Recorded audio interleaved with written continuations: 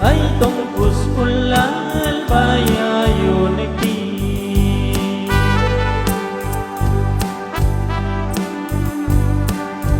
ay mamingaj kumang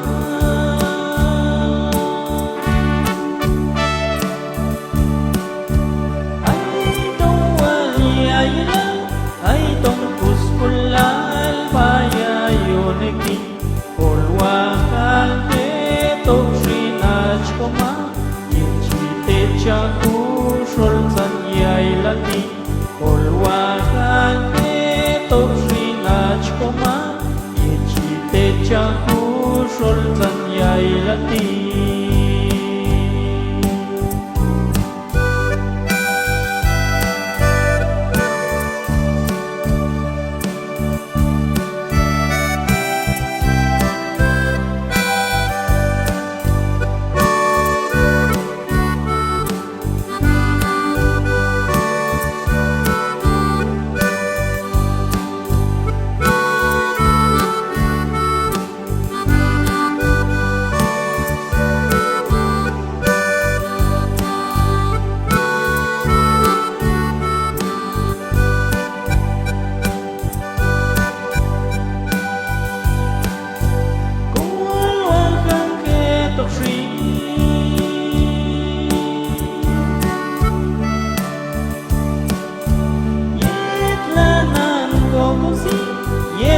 Nang ko khi Shulzan yailati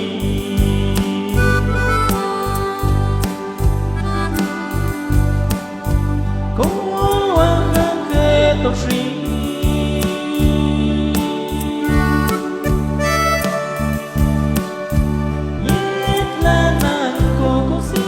Yetlanan ko khi Shulzan yailati Kulwakan Tokshi Koma Yinchite chaku Shulzan yailati Kulwakan Toksinaj koma